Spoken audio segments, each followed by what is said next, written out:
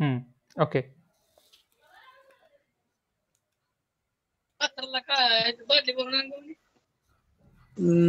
सगळ्यात पहिल्यांदा की नाही त्या गिट रेपोची तुमच्याकडे लिंक असेल. म्हणजे मी काय केलंय की मेलवरती घेतले जी की व्हॉट्सअपवरती होते आपल्या. ते असेल इथं कुठंतरी. नाही, युट्यूब प्लेलिस्ट आहे. वरच आहे शुभम, फर्स्ट नंबरला चाललेलं. नाही ती टीम्सची आहे इथं. ही जी कंपोनंट्स हबची आहे ना लिंक, हिच्यावरती इथं तुम्ही लॉग इन करू शकता नंतर. म्हणजे इथं उघडल्यानंतर आता मी ऑटो लॉगड आहे, म्हणजे मी आधीपासून लॉग आहे. पण तुम्हाला यावेळेस इथं आयडी पासवर्ड विचारलं तुमच्या गिट आयडी पासवर्ड नुसार, त्यानुसार तुम्ही लॉग इन करू शकता. आता हा आहे आपला गिट रेपो, म्हणजे इथं आपला कोड आहे पूर्ण. आता तुम्हाला काय करायचं आहे की हा प्रोजेक्ट तुमच्या लोकली घ्यायचा आहे.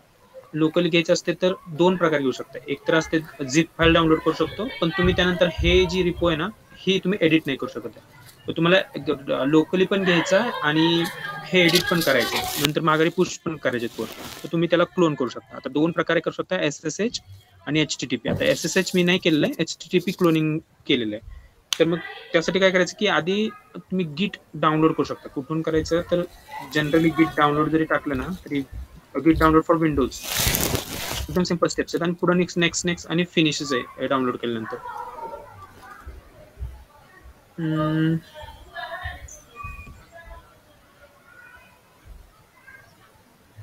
हा 30 हे आपल्याकडून डाउनलोडला पडेलच. जर नाही पडलं तर तुमच्या बीटनुसार हे सिलेक्ट करायचं आणि डाउनलोड करायचं. आणि डाउनलोड केल्यानंतर काही नाही, फक्त इन्स्टॉलला रन करा.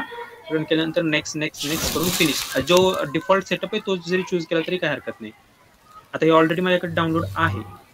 मग याच्या पुढं काय करू शकता तुम्ही की कुठंही जिथे तुम्हाला जे सोपं पडेल ना तिथं तिथे एक फोल्डर क्रिएट करायचा. आता फॉर एक्झाम्पल मी डी मध्ये केलेलं आहे. आपण डी मध्येच नवीन हा प्रोजेक्ट म्हणून मी एक फोल्डर क्रिएट केलाय. तर इथं न्यू फोल्डर, याला टेम्पररी फोल्डर क्रिएट केला. याच्यामध्ये आतमध्ये जा, तुमचं गिट सगळं इन्स्टॉल आहे, त्यामध्ये तुम्ही लॉग इन आहात. त्यानंतर फक्त तुम्हाला ओपन गिट बॅश हेअर, ओपन गिट बॅश हेअर. मग काय होतं की हा जो पाथ आहे ना हा फोल्डरचा, या पाथवरती तुमचं गिट बॅश ओपन राहणार आहे. त्यानंतर तुमचा हा गिट बॅशचा UI असणार इथं असा. मग तुम्हाला आता काय करायचं होतं की हा जो गिट रेपो आहे हा तुम्हाला तुमच्या लोकली क्लोन करून घ्यायचा होता. मग तुम्ही काय करणार, एक कमांड आहे गिट क्लोन, आणि त्यानंतर तुमची HTTP ची जी लिंक हे आहे ना लिंक, ही फक्त तिथं हे करायची, इथून कॉपी करायची, तिला कॉपी आणि गिट बॅश मध्ये कंट्रोल मेन्यू होत नाही, असंच करावं लागेल. ओके, हा जर गिट बॅशने केलं की हा आता कंपोनंट हब तुमच्या लोकली क्लोन झाला. आता जर तुम्ही त्या फोल्डर मध्ये गेला, हा जो आपण क्रिएट केला हा टेम्पररी प्रोजेक्ट, याच्यामध्ये तुमचा पूर्ण प्रोजेक्ट आला. यामध्ये सगळे तुमचे फाईल्स जे सध्या की मास्टर ब्रांच वरती आहेत ते सगळे फाईल्स याच्या होते. आता जे पुल रिक्वेस्ट मध्ये आहेत, मर्ज मध्ये आहेत ते आलेले नाहीत. आता इथे जे कमिट मध्ये आहेत, जे अजून मर्ज झालेले नाही आहेत ते इथे नाही आहेत. पण ते ज्यावेळेस मर्ज होतील त्यावेळेस तुम्ही आणखी एकदा पुल घेऊन ते करू शकता. ते नंतर बघू आपणच कसं आहे. आता सध्याला तुमचं हे असा म्हणजे हे लोकली आलेलं आहे. आता आपण तुम्ही कोड एडिट केल्यानंतर तो माघारी कसा पुश करायचा हे बघू. आता मी काय केलं की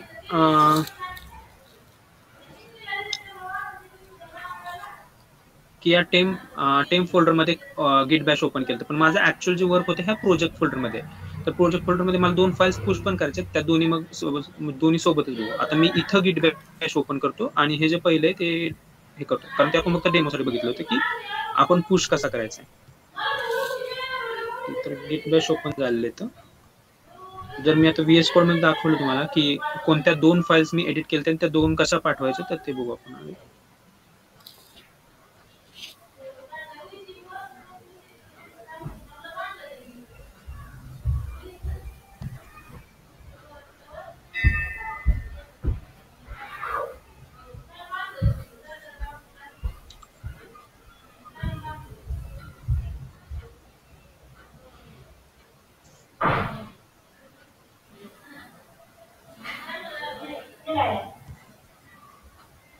आता हे जे असतं, हा जो आयकॉन आहे ना तिसरा, हा तुम्ही जनरली ज्यावेळेस गिटहब म्हणजे तुमची गिट जर क्लोन नसेल ना प्रोजेक्ट, तर हा नसतो साधारणतः. कधी मी बघितलं त्यानंतर नसतो. हा त्यावेळेस असतो ज्यावेळेस तुमचा प्रोजेक्ट हा क्लोन नसतो, म्हणजे तुम्ही कुठून गिट रेपोवरून तो क्लोन केलाय. आता या आयकॉन मध्ये ज्यावेळेस तुम्ही जाल ना, त्यावेळेस तुम्हाला दिसतं की एक मिनिट, का नाही झालेलं आहे.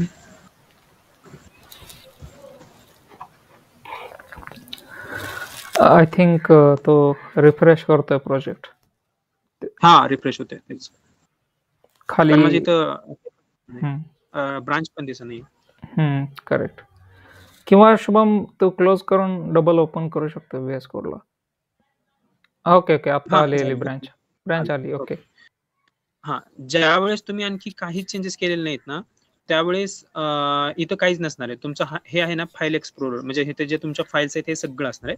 पण ज्यावेळेस तुम्ही काही चेंजेस केले नसतात तर इथं काय नसणार, हे कम्प्लीट एम्प्टी असणार आहे. पण आता माझे इथं 2 चेंजेस आहेत.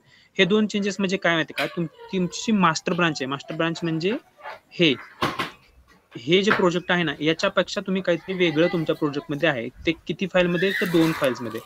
मग हे मी नवीन 2 फाईल्स वरती काम करतो. तर ह्या पुश अजून करायचे नाहीयेत, पण आपण जनरली करून टाकू एकदा, नंतर मी चेंजेस करून आणखी पुश करणे. तर तुम्हाला या 2 फाईल्स आहेत ना पुश करायचे बॅक टू तुमच्या गिटला. मग त्याच्या अगोदर काय करायचं की इथं बघायचं की तुम्ही कोणत्या ब्रांचवरती आहे. इथं माझं काय आहे, साईड नॅव बार म्हणून मी हे ब्रांच क्रिएट केले. पण सुरुवातीला तुम्ही साईड नॅव बार वर नसणार आहे. तुमची इथं मास्टर वगैरे काहीतरी जी ब्रांच याची आहे ना गिट रेपोची, ते ब्रांचवर असणार आहे. आपण तिथे जाऊया अगोदर.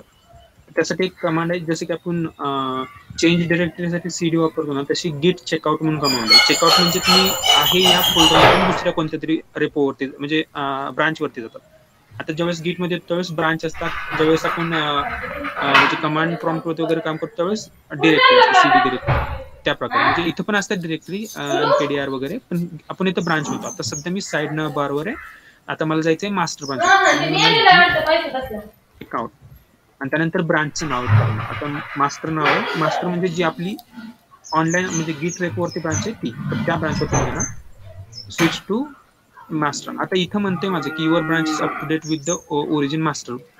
पण मी म्हणजे तुम्हाला सजेस्ट करेन की जरी तसं म्हटलं असेल तर दरवेळेस काय करायचं, मास्टर ब्रांचवरती गेल्यानंतर एकदा पूल घ्यायचा मास्टर ब्रांचचा, गिट पूल म्हणजे काय, सध्या मास्टर ब्रांचवरती जे काही आहे ते मला माझ्या लोकरी सिस्टम मध्ये आणून दे.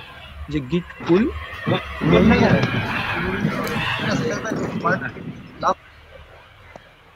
पूल ओरिजिन मास्टर. तर यांनी एक फाईल मास्टर वरून फेच केलेली आहे आणि त्यानंतर नाही केलेली आणि ऑलरेडी अप टू डेट म्हटलं. आता माझी मास्टर ब्रांच, आता मला काय करायचं, एक नवीन ब्रांच क्रिएट करायची ज्यावरती मी काम करणार आहे आणि नंतर ती मास्टरला नंतर मर्ज करणार आहे. तर त्यासाठी आपण म्हणू शकतो की गिट चेकआउटच म्हणणार, फक्त तुम्हाला नवीन क्रिएट करायचे. त्यासाठी आपण काय करणार, इथं -b लिहिणार. हे सगळं तुम्ही VS कोड मध्ये पण करू शकता, पण मी सजेस्ट करेन की गिट बॅश मध्ये केलं तर जास्त समजतं माझ्या मते. तर गिट चेकआउट -b आणि त्यानंतर जी तुम्हाला नवीन ब्रांच क्रिएट करायची त्याचं काही नाव देऊ शकता. आता तुम्ही अकॉर्डियन क्रिएट करतोय, अकॉर्डियन कॉम्प असं काही नाव देऊ शकता तुम्हाला जे आवडेल, म्हणजे त्याच्याशी रिलेटेड असं होतं. जनरली याची नॉमेनक्लेचरची प्रोसेस असते ज्यावेळेस तुम्ही प्रोजेक्ट मध्ये काम करता, पण आता सध्यासाठी आपण काही नाव देऊ शकतो. गिट चेकआउट -b अकॉर्डियन कॉम्प. आणि ह्यानंतर तुम्ही आता आला अकॉर्डियन कॉम्प ह्या ब्रांचवरती.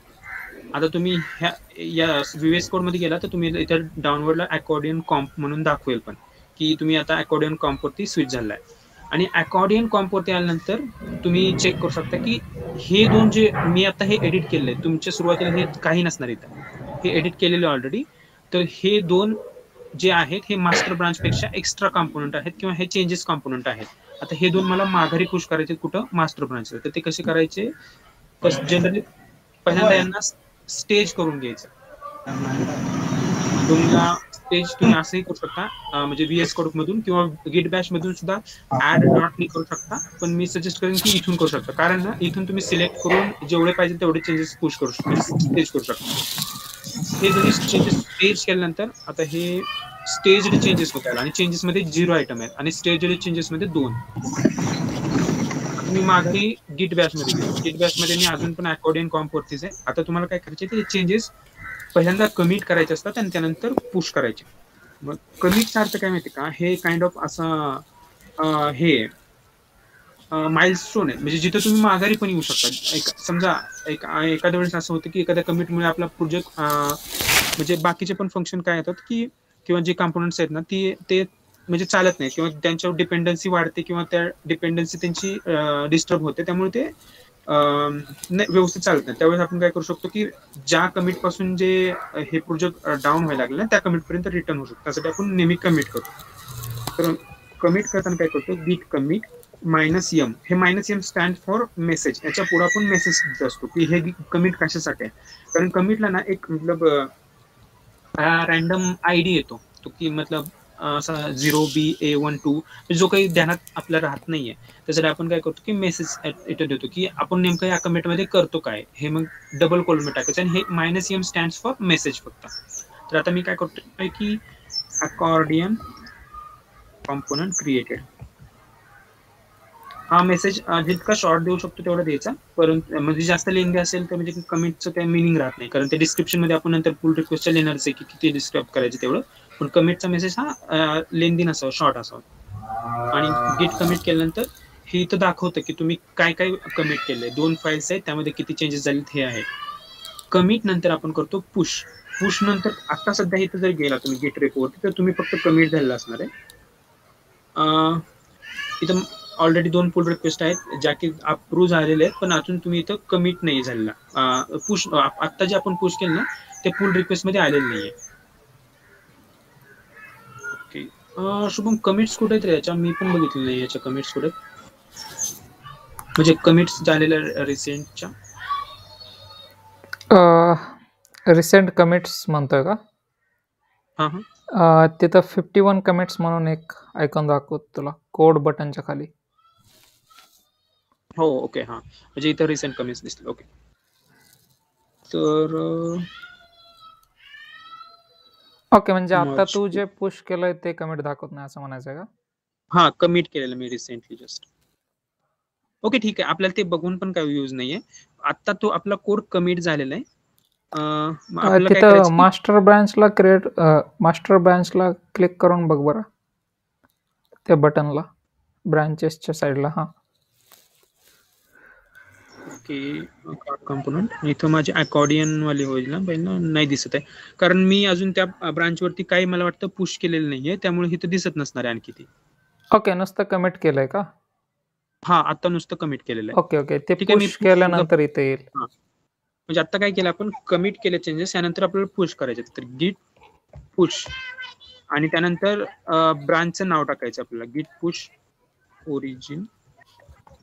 आणि ज्या ब्रांचवर आता आपण याच ब्रांचवर टाकणार आहे. जनरली काय होतं इथं मिस्टेक होती की आपण मास्टरवरती पुश करतो, पण आपल्याला पुश करायचं अकॉर्डिंग कॉम्पोनंट, जे की होत पण नाहीये. या ब्रांचवरून त्या ब्रांचवर एरर देणार, परंतु आपल्याला पुश करायचं याच ब्रांचवरती अकॉर्डिंग कॉम्पोनंट.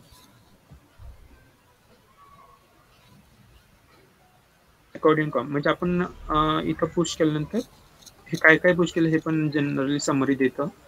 ओके, आता हे झालं पुश. आता आपण जर आपल्या रेपोवरती माघारी गेलो तर इथं तुम्हाला पॉपअप येतोय की अकॉर्डियन कॉम्प नावाची एक ब्रांच आहे आणि त्याच्यावरती रिसेंट पुश आलेला आहे. मग इथं तुम्ही पुल रिक्वेस्ट जनरेट करायची. हे सगळं तुम्ही करायचं, तोपर्यंत बाकीच्यांना कमिट्स फक्त दिसतील, त्याच्या पुल रिक्वेस्ट झालेली की नाही दिसत नाही. आता या पुल रिक्वेस्ट मध्ये एक असते त्याचं हेडिंग आणि दुसरं असते डिस्क्रिप्शन. या डिस्क्रिप्शन मध्ये तुम्ही लिहू शकता की जे काही तुम्हाला नोट्स सोडायचे आहेत, की जो अप्रूव्हर आहे त्याला जर काही मेसेज द्यायचा असेल ना तर त्याला आपण इथून सांगू शकतो डिस्क्रिप्शन मध्ये की काय द्यायचं आहे. तर आतासाठी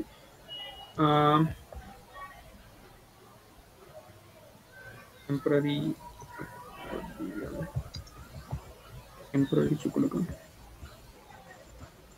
अकॉर्डिंग कॉम्पोनंट, आणि मला हे मर्ज करायचं नाही कारण मी अजून ह्याच्यात पुश करणार आहे. कारण हे पूर्ण नाहीये, मी जस्ट डेमोसाठी पुश करतोय. आणि क्रिएट पुल रिक्वेस्ट केलं की आता पुल रिक्वेस्ट जनरेट होईल. आता 3 पुल रिक्वेस्ट झाल्या. आता पुल रिक्वेस्ट मध्ये बघितलं तर माझ्या अगोदरच्या 2 आहेत आणि आता ही तिसरी. हॅलो, 3 पुल रिक्वेस्ट क्रिएट झाल्यात. आता याचा मेसेज आपल्या दोन्ही म्हणजे जे काही या गिटला अप्रूव्हर आहेत ना त्या सगळ्यांना मेसेज जातो मेलवरती की अशी पुल रिक्वेस्ट क्रिएट झाली. त्यानंतर ते ओपन करून बघतात की यात चेंजेस काय आहेत आणि हे अप्रूव्ह करायचं आहे की नाही.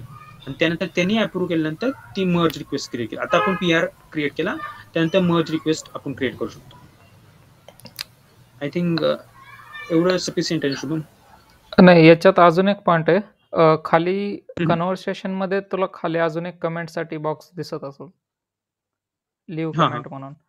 तर इथं आपण सगळ्यांना टॅग करणार @ सिम्बॉल टाकून. ओके, करावं लागतं का?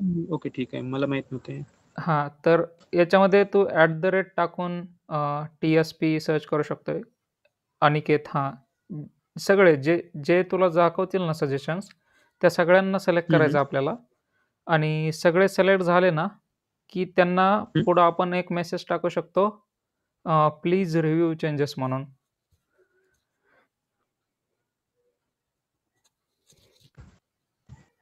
म्हणजे हा मेल सगळ्यांना जाण्यासाठी, म्हणजे आपण जी ओके, ठीक. PR क्रिएट केली ना, ती सगळ्यांना कळलं पाहिजे की नवीन PR क्रिएट झाली, इन्स्टंटली कळलं पाहिजे त्यांना. त्याच्यासाठी आपण टॅग करतो त्यांना. ओके, ठीक आहे, ठीक आहे. हॅलो शुभम. हॅलो शुभम, अनिकेत. हा, हाय अनिकेत. हा, हाय. अरे पुल रिक्वेस्ट आणि मर्ज रिक्वेस्ट मध्ये काय डिफरन्स आहे एक्झॅक्टली याच्यामध्ये? सेमच आहे. म्हणजे इथं GitHubवर पुल रिक्वेस्ट म्हणतोय तो, GitLab मध्ये मर्ज रिक्वेस्ट म्हणतोय, पण सेमच आहे कन्सेप्ट. ओके. हा, तर इथं शुभम तुला कुठं दिसतंय का कोण कोण कंट्रीब्युटर्स आहेत म्हणून प्रोजेक्ट मध्ये? मला तिथे 4 जण दिसले. इथं नाही दिसत. मला वाटतं कोड मध्ये दिसतील मला कंट्रीब्युटर्स. इथं 3 कंट्रीब्युटर्स नाही, पूर्ण लिस्ट जेवढे मेंबर्स आहेत ते दिसतंय का कुठं? इश्यूज, प्रोजेक्ट्स, ऍक्शन्स, विकी मध्ये नाही.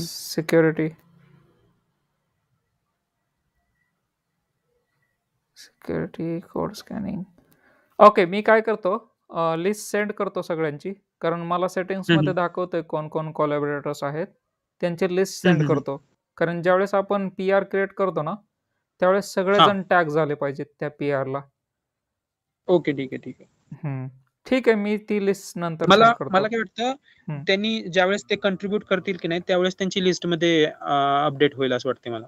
हा, करेक्ट. आता नसेल दाखवतो. हा, आता येतीने दिसतेत मला, कारण तुम्ही तिघांनीच कंट्रीब्यूट केलंय. यानंतर मग ते हळूहळू दिसायला चालू होतील इथं. हा, करेक्ट. ओके, ठीक आहे. ठीक आहे, आता काय करू शकतोय तू, बॅकला जाऊ शकतोय VS कोड मध्ये आणि मास्टर ब्रांचला स्विच करू शकतोय. ओके, हा. ह्या ब्रांचचं तर ठीक आहे, काम नाही, झालंय वाटतंय. नाही, याच्यावरती मला अजून चेंजेस कम्प्लीट करायचे, त्यामुळे मी टाकले ना मेसेज की मर्ज करू नका सध्या. हा, ठीक आहे. हा, चेंजेस असतील तर ठीक आहे, पण याच्यावरून कळून जाईल आय थिंक सर्वांना की आपण PR कसे क्रिएट करतो. ओके, ठीक आहे, मी रेकॉर्डिंग स्टॉप करतो आता.